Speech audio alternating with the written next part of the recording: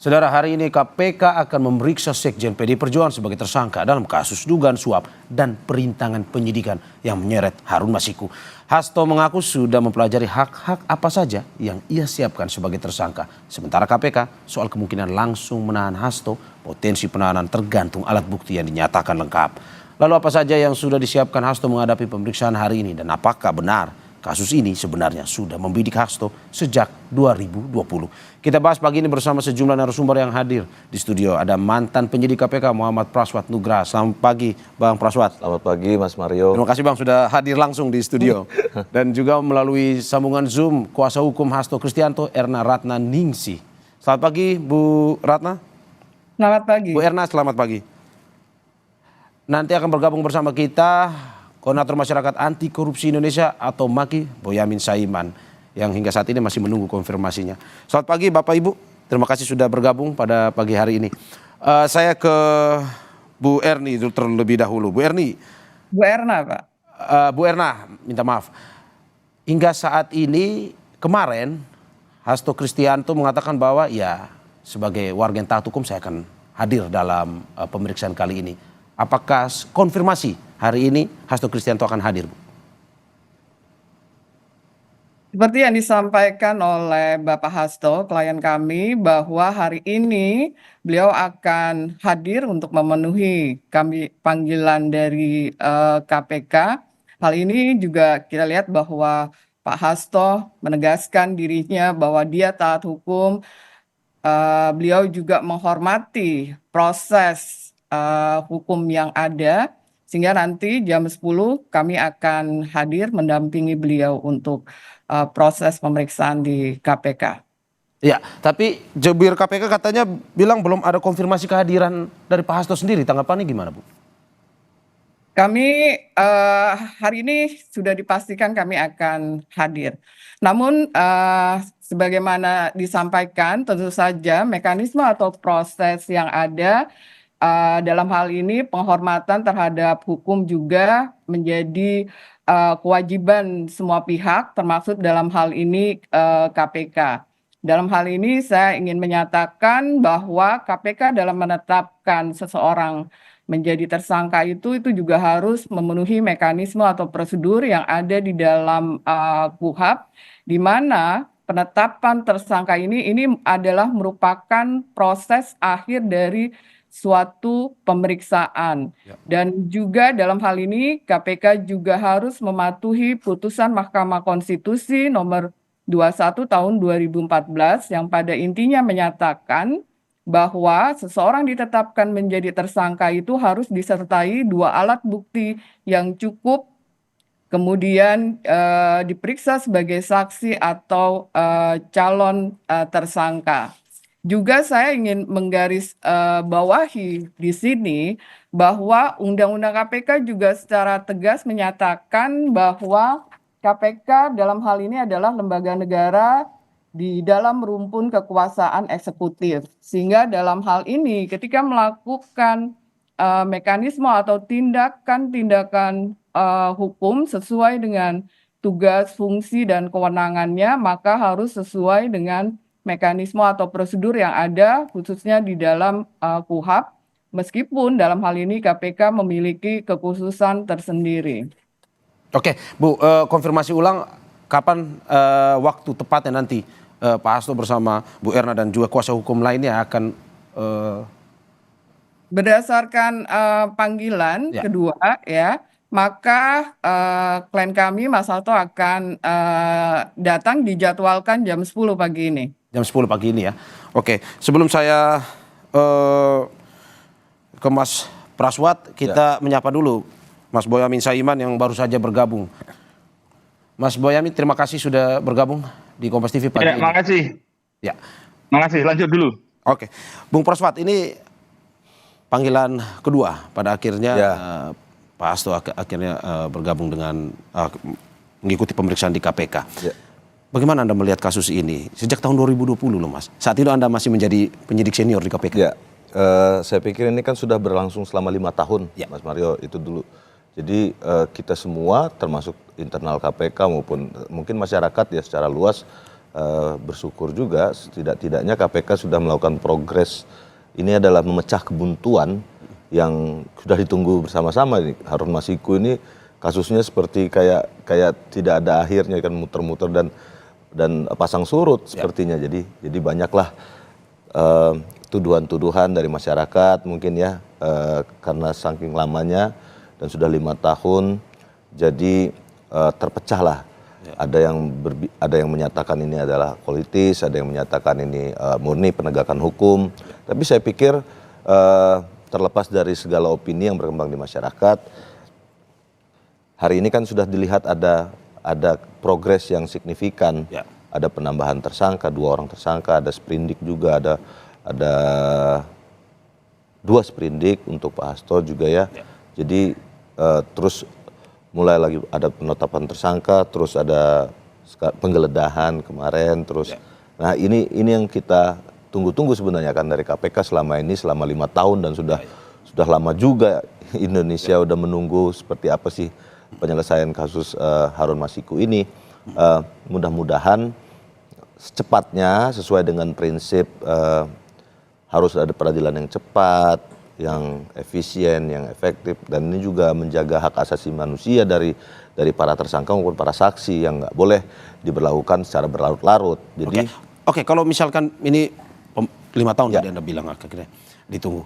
Ini pemanggilannya akan seperti apa di dalamnya? Apakah mungkin akan BAP ulang atau bagaimana sebenarnya? saya pikir beberapa kali sudah Pak Hasto diperiksa sebagai saksi ya. Dan hari ini dia akan diperiksa pertama kali untuk jadi tersangka. Biasanya kalau kita Setelah penetapan tersangka itu ya? Biasanya kita akan menanyakan secara ulang ya. Biodata, terus keadaan sehat atau tidak sehat, lalu keterangan-keterangan yang pernah diberikan oleh Pak Hasto sebelumnya, dibalik BAP-nya dari BAPK pada saat penyelidikan, atau misalnya dari BAP saksi pada saat pemeriksaan penyidikannya sprindiknya Pak Harun Masiku. Itu ke BAP tersangka hari ini, insya Allah yang akan dilaksanakan jam 10 pagi ini ya, Mas Mario. Jadi penyidik akan menuangkan semua keterangan sebelumnya Pak Hasto yang sudah didapatkan oleh KPK karena sudah beberapa kali diperiksa baik sebagai saksi. Nah hari ini keterangan-keterangan beliau yang sebagai saksi itu akan dituangkan di dalam BAP beliau sebagai tersangka. Nah itu. Jadi hari ini mungkin saya pikir pertanyaan-pertanyaannya lebih ke apakah keadaan sehat dan lain-lain, lalu kemudian semua keterangan-keterangannya dikonfirmasi ulang. Apakah ada perubahan keterangan? Pendalaman terkait kasus? Pasti. Apakah ada keterangan tambahan? Kemudian ada bukti-bukti tambahan yang didapatkan oleh penyidik sesuai dengan Labangdik misalnya tanggal 18 Desember. Lalu ditanyakan ulang, lalu kemudian ada alat bukti kemarin yang ditemukan juga ya di penggeledahan di penggeledahan, lalu akan ditanyakan ulang karena alat bukti ini harus dibunyikan, Mas Mario. Jadi harus dibunyikan oleh baik saksi maupun tersangka. Jadi kalau kita punya alat bukti dia tidak bisa berdiri sendiri, dia harus dinyatakan. Misalnya ada alat bukti elektronik, ada USB, atau ada catatan, ada flash disk, ada misalnya ada data komunikasi elektronik, ada misalnya rekaman suara dari proses penyadapan dan lain-lain, itu harus kemudian dibunyikan oleh misalnya orang-orang yang sebagai contoh misalnya kalau KPK sudah punya misalnya rekaman pembicaraan antara Pak Harun Masiku misalnya, antara siapa, saksi A, saksi B, saksi C, lalu kemudian akan ditanyakan ke Pak Hasto, di depan Hasto, tampilkan dan dibunyikan, diperdengarkan. Jadi hal-hal seperti itu secara teknis itu akan dilaksanakan hari ini jam 10 di KPK. Apakah mungkin jika ditampilkan ada kesempatan bagi Hasto untuk misalkan membela diri atau apa di saat itu pemeriksaan? Atau? Pastinya penyidik akan mendengarkan semua keterangan Pak Hasto dan tentu saja asas praduga tak bersalah tetap dijunjung tinggi, Mas. Jadi tidak boleh kita kemudian menjudge atau menghakimi Pak Hasto sebelum di muka pengadilan. Jadi semua keterangannya akan dicatat, dituangkan di dalam BAP. Dan hari ini juga ingat juga Pak Hasto sebagai tersangka itu berhak didampingi oleh penasihat hukum. Jadi secara objektif KPK tidak berdiri tidak sendirian nih. Jadi tidak hanya ada Pak Hasto dan dan penyidik KPK yang ada di dalam ruang pemeriksaan nantinya, tapi juga itu ditemani akan ada kuasa hukum. Jadi jika ada prosedur-prosedur atau ada mekanisme-mekanisme yang dilanggar oleh KPK, itu kuasa hukum itu bisa langsung melakukan protes atau counter, ya? Atau mengcounter. Ya, ya. Oke, saya ke Bu Erna. Bu Erna, ini terkait dengan pernyataan Direktur Penyidikan KPK Asep Guntur Ayu menyebut potensi penahanan Hasto itu bisa terjadi bila alat bukti sudah dinyatakan lengkap. Bagaimana jika ada kemungkinan penahanan, Bu Erna?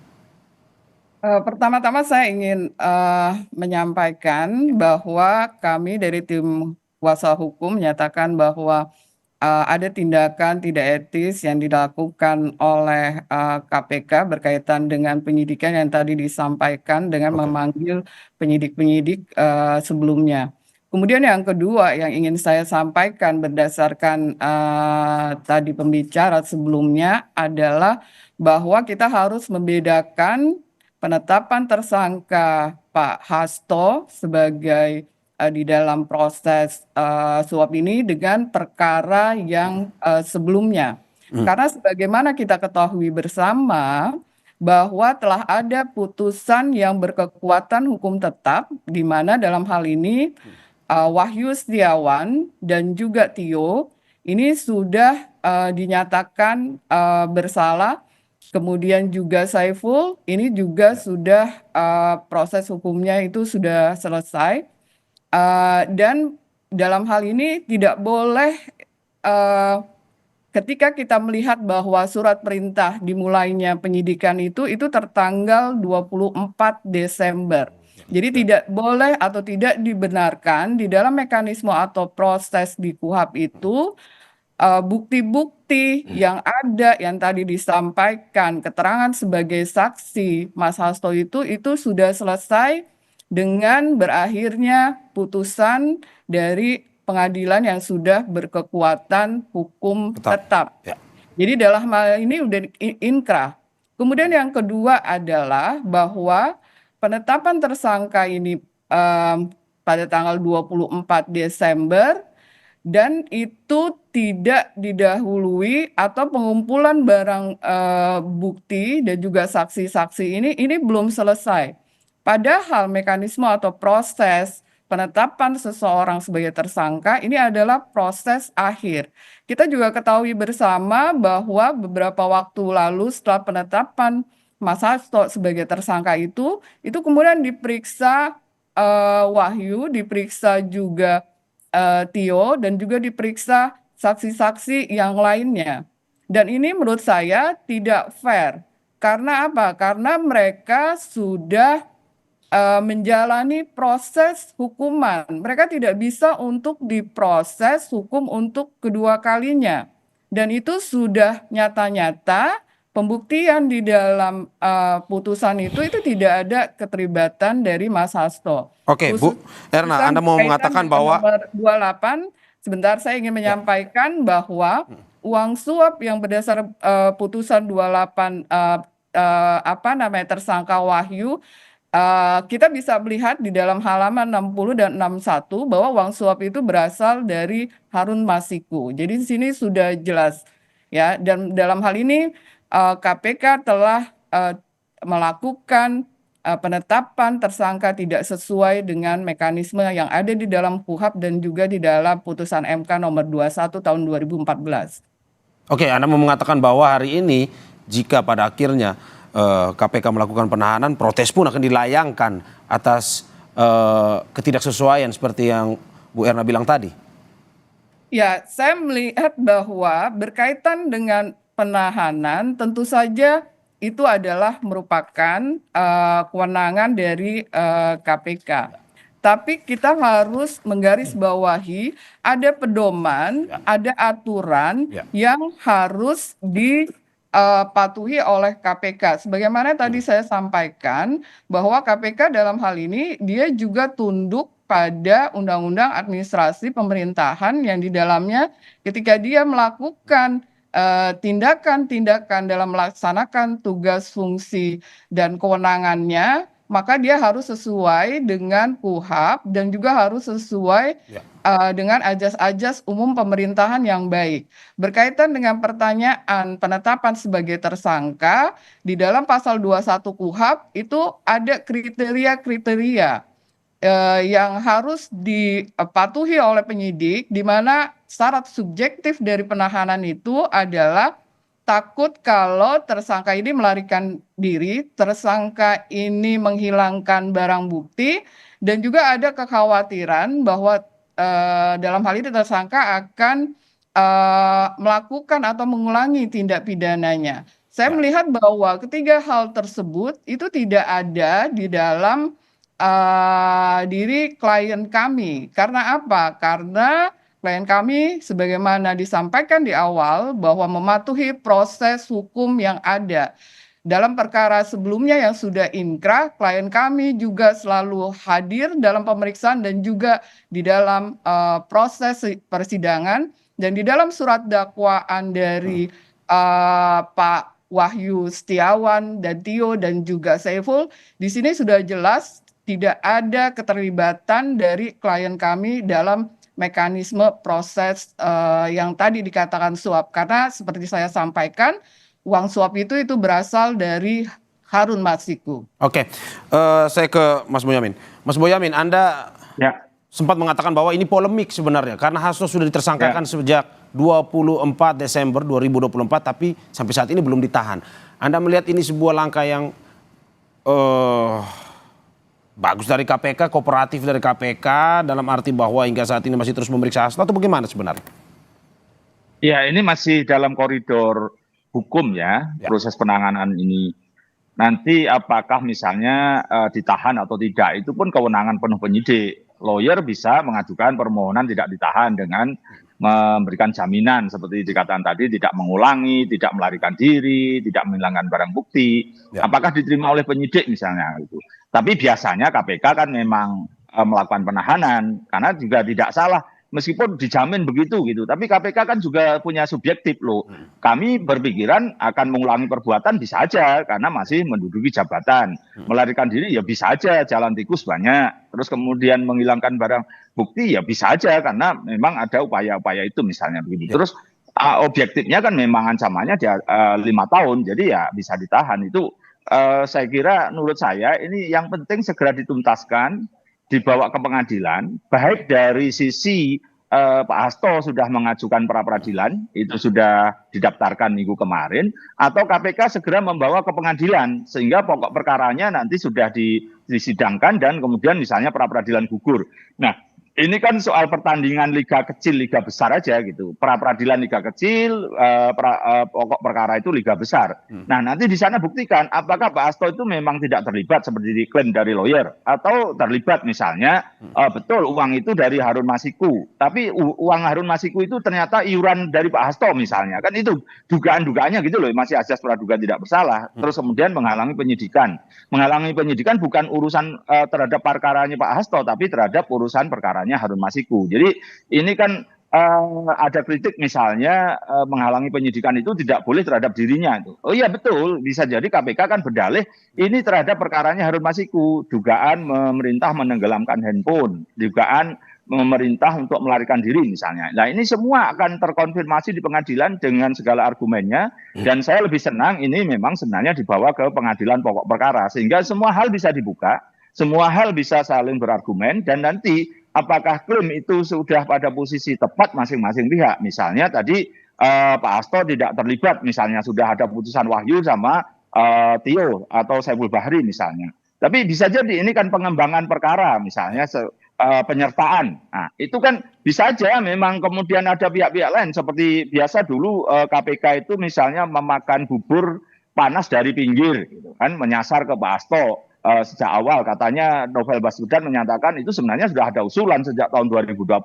gitu. Tapi ada banyak hal dinamika maka kemudian tertunda. Nah sekarang sudah dituntaskan itu. Meskipun saya sebenarnya sejak awal itu mendorong KPK untuk menyidangkan Harun Masiku secara in absentia, sehingga di sana Pak Hasto bisa jadi saksi dan dikonfirmasi segala sangkaan-sangkaan itu. Nah, di sana akan terlihat sebenarnya itu lebih kuat sebenarnya jika Harun Masiku disidangkan in absentia, terus kemudian Pak Hasto jadi saksi yang secara langsung itu, sehingga semua bisa diungkap. Baru kalau memang ada bukti-bukti yang terungkap di persidangan itu baru menyasar ke Pak Hasto. Itu lebih sempurna sebenarnya. Karena kemarin memang persidangan Wahyu, persidangan Tio, persidangan Saiful Bahri itu kan Pak Hasto secara Zoom. Jadi mungkin belum diungkap semuanya atau belum dibuka semuanya misalnya. Begitu apa yang dipunyai KPK misalnya. Atau Pak Hasto ada sesuatu yang juga belum dibuka. Gitu. Jadi ini yang menurut saya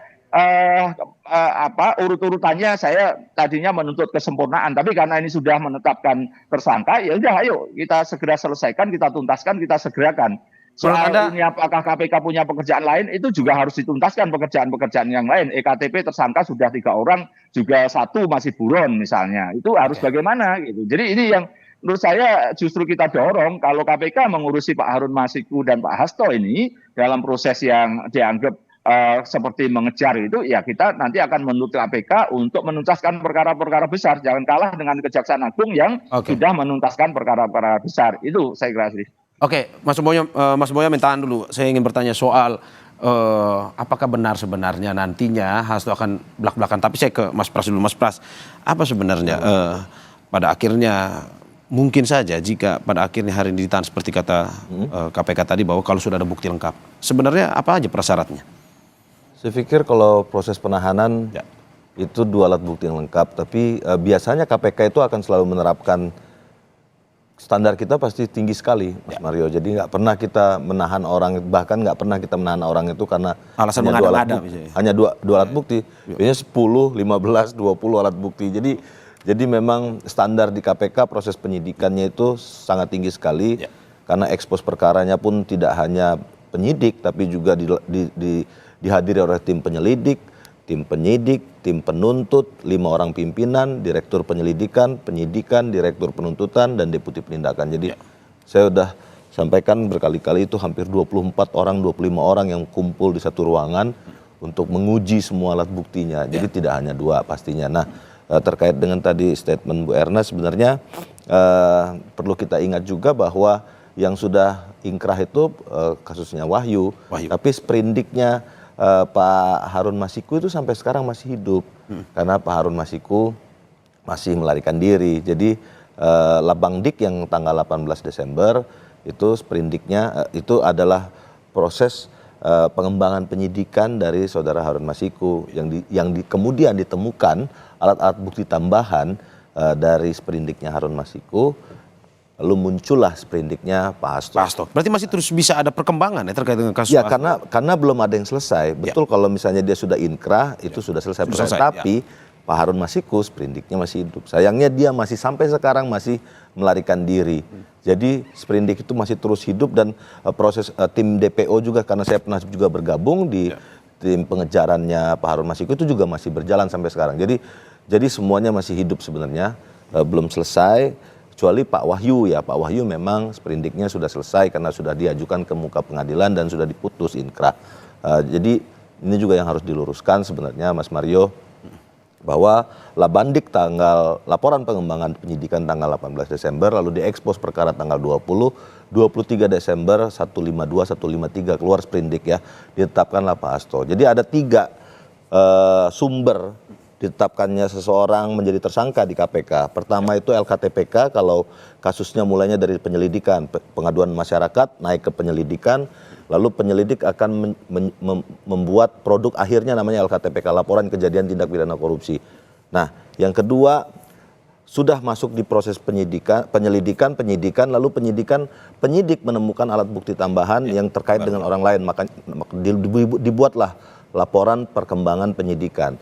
Yang ketiga ada namanya penuntutan, itu setelah di persidangan, setelah di muka hakim di pengadilan, lalu penuntut menemukan alat bukti tambahan, menemukan keterangan di saksi di persidangan, keluarlah surat perkembangan penuntutan, namanya Labbangtut, laporan perkembangan penuntutan. Jadi ada 3 proses sumber untuk melaksanakan proses penyidikan baru atau penetapan tersangka baru gitu.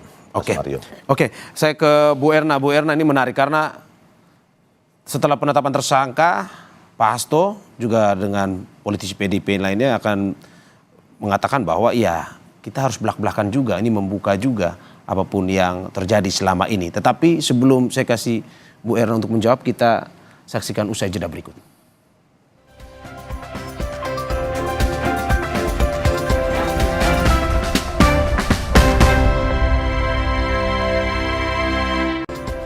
Saudara, terima kasih masih di Sapa Indonesia Pagi bersama saya Mario Sarang dan juga narasumber saya mantan penyidik KPK Praswat Nugraha dan juga ada kuasa hukum Hasto Kristianto, Erna Ratnaningsi dan Koordinator Masyarakat Anti Korupsi Indonesia atau MAKI, Boyamin Saiman. Saya ke Bu Erna. Bu Erna, melalui pernyataan-pernyataan yang disampaikan setelah Pak Hasto jadi tersangka kemarin, PDIP dan juga Pak Hasto ini memberikan pernyataan-pernyataan yang dalam tanda kutip ini mau belak-belakan. Apakah bisa atau benar Pak Hasto akan belak-belakan hari ini dalam pemeriksaan oleh KPK? Ya, sebelum saya menyampaikan, saya ada sedikit yang akan saya komentari berkaitan tadi apa yang disampaikan oleh pembicara sebelumnya, Ya. bahwa mengenai mekanisme atau SOP yang ada di dalam KPK berkaitan dengan penetapan tersangka biasanya didasarkan pada pasal 44 sehingga dinyatakan bahwa KPK tidak tunduk pada apa yang ada di dalam KUHP. Namun saya ingin sampaikan bahwa sebagaimana tadi di awal KPK juga tunduk pada Undang-Undang Administrasi Pemerintahan dan berkaitan dengan pendapat berkaitan dengan pasal 44 itu mengenai penyelidikan dan penyidikan itu tidak diatur secara khusus di dalam Undang-Undang KPK, sehingga dalam hal ini mekanisme penetapan tersangka itu harus sesuai dengan KUHP dan juga harus sesuai dengan putusan Mahkamah Konstitusi nomor 21 tahun 2014 yang pada intinya adalah bahwa seseorang ditetapkan sebagai tersangka itu harus dengan 2 alat bukti yang cukup disertai dengan pemeriksaan sebelumnya sebagai saksi atau tersangka. Klien kami ketika ditetapkan sebagai tersangka itu belum diperiksa ya sebagai saksi karena surat ketika ditetapkan sebagai tersangka itu adalah tanggal 24 Desember. Dan menindaklanjuti tadi yang disampaikan oleh Pak Bonyamin berkaitan dengan klarifikasi dan bukti, ini penetapan tersangka itu adalah proses akhir dari sebuah penyidikan, maka dalam hal ini klarifikasi dan bukti-bukti yang ada ini harus diperlihatkan kepada tersangka, buktinya mana, keterlibatannya siapa. Kemudian kalau ada saksi-saksi yang bertentangan satu dengan yang lain, maka itu harus dikonfrontasi. Karena sebagaimana disampaikan pada kasus-kasus yang saksi-saksi atau penetapan yang putusan sebelumnya, itu sudah berkekuatan hukum tetap dan tidak ada keterlibatan dari klien kami. Nah, kaitannya dengan tadi belak-belakan, tentu saja kami meminta ya kepada penyidik tentu saja klien kami ini diberikan hak untuk self defense, pembelaan dirinya dan juga penghormatan terhadap HAM sehingga apa yang dilakukan itu adalah harus sesuai dengan mekanisme atau prosedur yang ditentukan di dalam KUHP dan juga putusan Mahkamah Konstitusi nomor 21 tahun 2014. Oke Bu, apa saja pembelaan yang akan mungkin saja disampaikan oleh Pak Hasto atau kuasa hukum hari ini? Apakah mungkin terkait dengan yang kemarin bukti-bukti yang dibawa ke atau disimpan di Rusia atau apa Bu? Untuk bukti-bukti sebagai seorang tersangka ya, tentu saja itu ada hak-hak dari tersangka yang diatur di dalam KUHP dalam hal ini. Jadi nanti mekanisme atau prosesnya tentu saja kita akan melakukan misalkan ada saksi dan juga ahli saksi yang meringankan atau adicat. Tapi dalam hal ini yang ingin saya garis bawahi bahwa dalam mekanisme atau proses penetapan tersangka itu adalah pembelaan diri dari seorang tersangka itu harus dipenuhi oleh penyidik dan juga sebagai bagian dari penghormatan hak asasi manusia, termasuk di dalamnya ketika memberikan keterangan sebagai tersangka, hak-hak tersangka salah satunya adalah dia tidak boleh dilakukan dengan cara-cara misalkan melakukan intimidasi, tapi dia harus free apa namanya, memberikan keterangan secara bebas. Ya. Oke, saya ke Mas Boyamin. Mas Boyamin, Anda sempat bilang bahwa jangan gertak sambal. Kalau memang punya bukti, ya silahkan disampaikan. Apakah menurut Anda hari ini bisa belak-belakan, Pak Hasto? Justru saya berharap begitu. Justru rangkaian itu kan boleh diterangkan apapun. Dalam berita acara pemeriksaan itu kan ada yang ditambahkan, ada. Saya pernah kok diperiksa di kepolisian Polres Jakarta Selatan itu atas laporan pencemaran nama baik sebuah proyek Bank Dunia di Jambi itu. Justru penjelasan itu saya lebih panjang. Pemeriksaan itu sampai jam 1, tapi tambahan yang menyangkut proyek tersebut dan seluruh data yang terkait itu saya berikan sampai maghrib gitu. Dan itu boleh-boleh saja gitu sebenarnya. Relevansinya apakah ada atau tidak ada, menurut saya ada, karena ini rangkaian, misalnya kegiatan ini rangkaian proyek ini yang lain apa seperti apa, sehingga menjelaskan bentuk proyek oleh Bank Dunia itu seperti apa misalnya gitu. Jadi saya berharap Pak Hasto buka-bukaan ini apa yang ada yang disampaikan termasuk di Pak Bukoni misalnya dibuka aja di dalam BAP itu keseluruhan boleh kok. Jadi menurut saya malah itu saya tunggu betul sehingga nanti kalau ada hal-hal yang berkaitan dengan kasus yang lain yang sedang ditangani KPK itu kan bisa saya jadikan bahan untuk gugat pra peradilan, misalnya dugaan-dugaan korupsi yang pernah saya laporkan ada beberapa misalnya begitu. Nah, saya berharap itu ada penambahan dari Pak Hasto itu. Saya menunggu karena levelnya katanya bom nuklir. Kalau enggak itu Watergate itu. Kalau Watergate mungkin masyarakat sekarang, anak-anak muda sekarang kurang paham lah.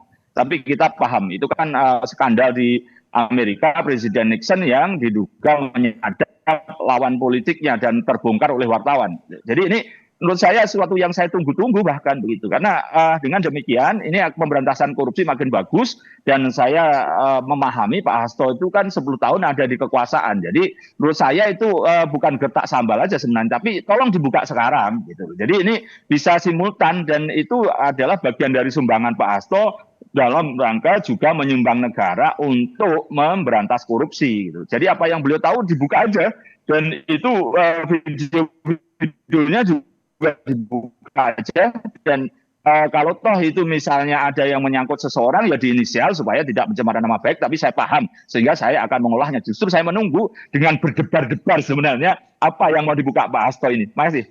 Oke, menunggu dengan berdebar-debar. Tetapi kalau Anda melihat Mas Boyamin, sebenarnya bahwa apakah selama ini kan ada dari PDIP sendiri mengatakan bahwa ini politisasi sebenarnya dari KPK sendiri. Kalau Anda melihat apakah betul lebih berat syarat politisnya atau tidak sebenarnya? Ya dua-duanya ada dan punya nilai sendiri-sendiri. Soal level itu kan siapa yang bicara, siapa yang punya kepentingan itu bahwa lebih besar mana, lebih kuat mana. Kalau saya sama-sama kuatnya. Hukumnya memang ada kok gitu loh. Dan ini ada prosesnya terkonfirmasi oleh putusan pengadilan tadi Wahyu Setiawan, Bertina Federatio, terus Saiful Bahri. Itu kan memang ada dugaan sudah terkonfirmasi ada suap. Dan sudah dihukum 3 orang itu. Nah, sekarang pemberi suapnya siapa? Nah, itu jelas Harun Masiku. Nah, Harun Masiku itu kan ada yang membantu, ada yang memproses. Itu kan yang mencoba digali oleh KPK dan itu bagian dari hukumnya gitu. Bahwa ini menyangkut Pak Hasto sekjen partai pemenang pemilu, iya gitu kan, dan itu politis dan semua hal yang berkaitan dengan proses hukum itu memang apalagi korupsi itu kan memang orang punya kekuasaan, yang punya akses kepada kekuasaan dan atau pengusaha yang mengakses kepada anggaran negara sehingga anggaran negara juga oleh penyelenggara negara itu ya kalau tidak eksekutif juga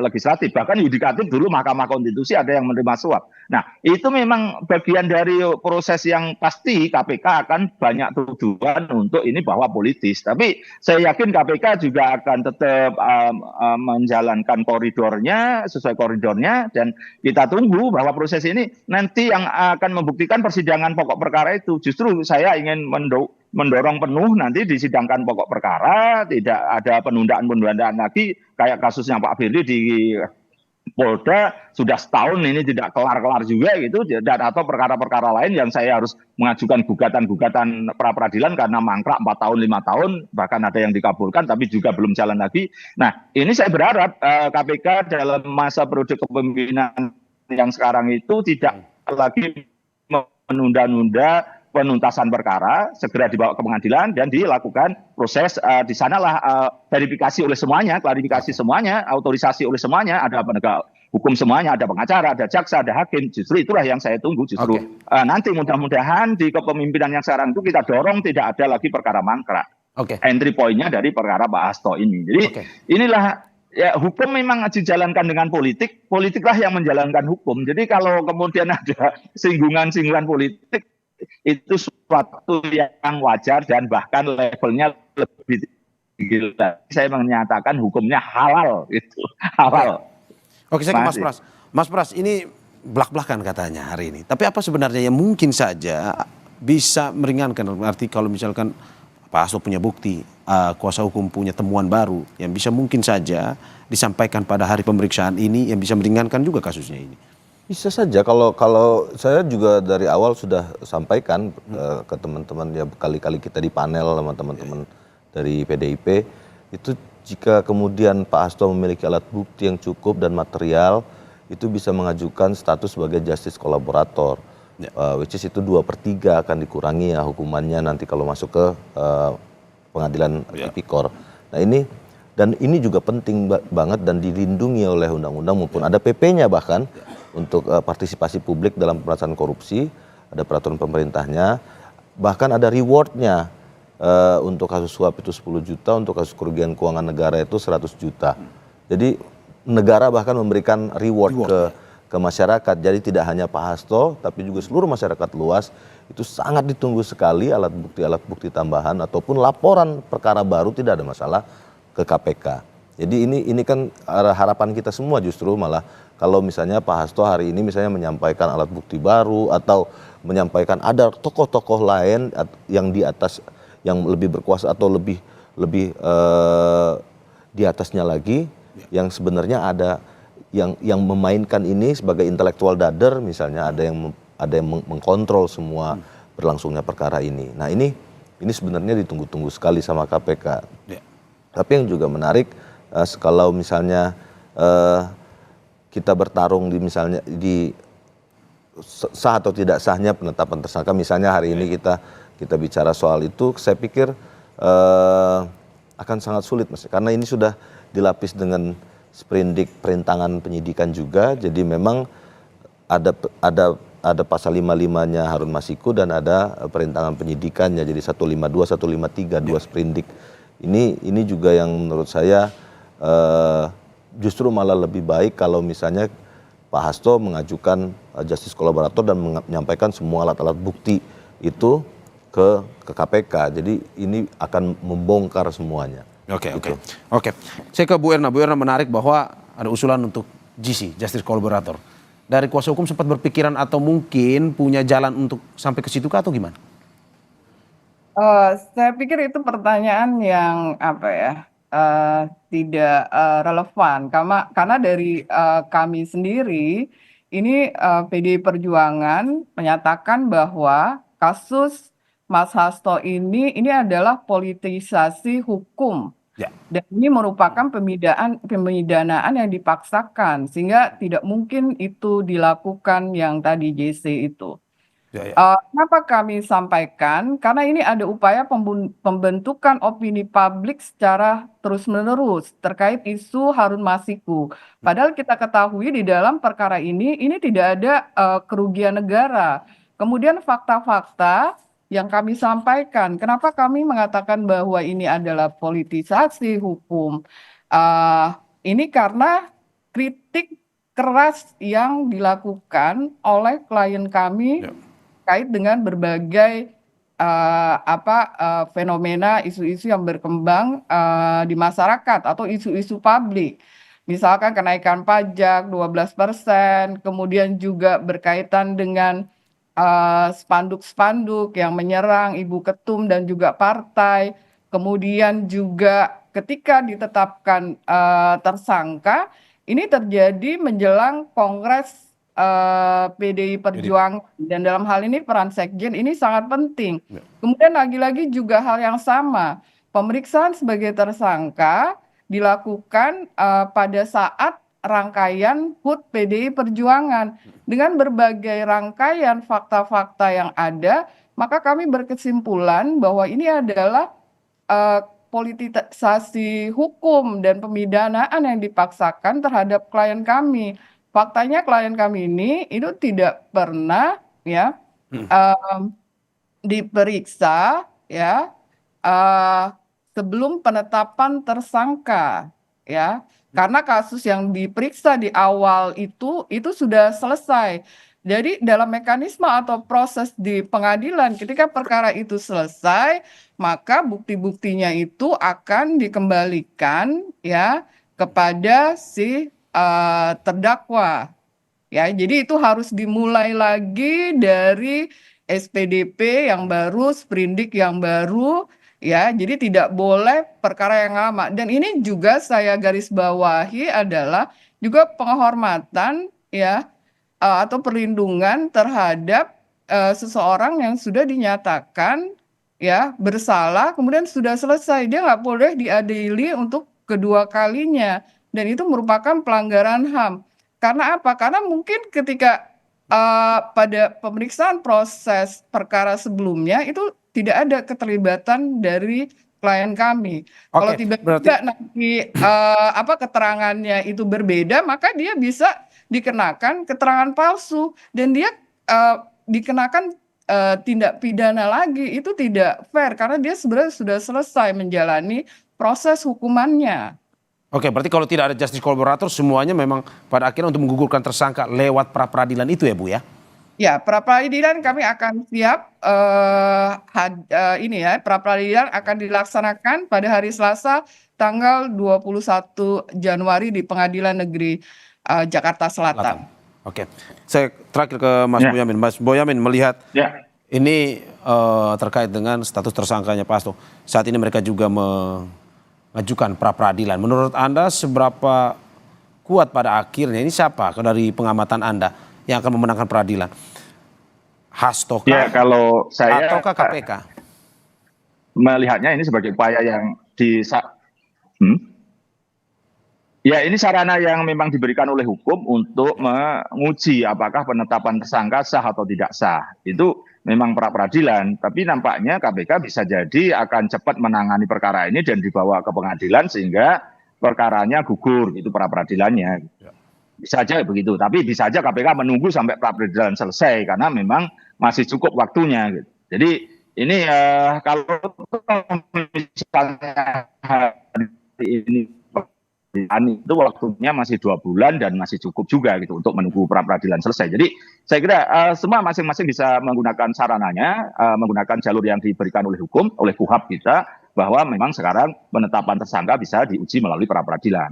Jadi ini saya kira suatu langkah yang akan juga dibuka apa yang diklaim Bu Erna tadi, misalnya tentang saksi yang berubah pikiran gitu. Tapi seingat saya Saiful Bahri itu waktu pertama kali malah doorstop oleh wartawan setelah OTT itu mengatakan memang uangnya dari Pak Hasto. Nah itu yang mana? Justru ini kan proses-proses yang akan ditindaklanjuti secara gamblang. Tapi bisa jadi malah kalau dulu ada yang ditutup-tutupi malah bisa jadi malah kena sumpah palsu misalnya kan begitu. Jadi ini semua bisa kena konsekuensi hukum. Bisa jadi KPK mengatakan akan mengurus Maria Lestari misalnya begitu. Apakah ada dugaan suap? Nah, bisa jadi kalau suapnya kepada Wahyu Setiawan apakah akan diproses lagi Wahyu Setiawan? Ini banyak yang masih akan berkelindan dari kasus-kasus ini.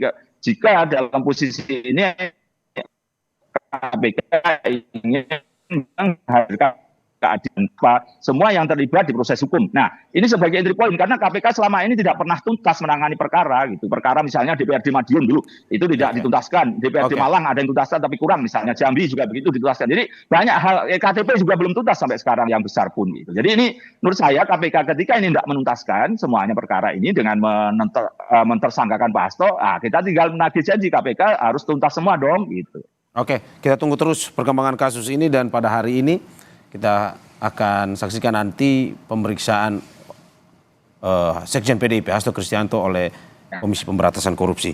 Terima kasih para narasumber, mantan penyidik KPK Praswat Nugraha, terima kasih Mas. Iya, Mas Martin. Terima kasih kuasa hukum Hasto Kristianto, Bu Erna Ratnaningsi.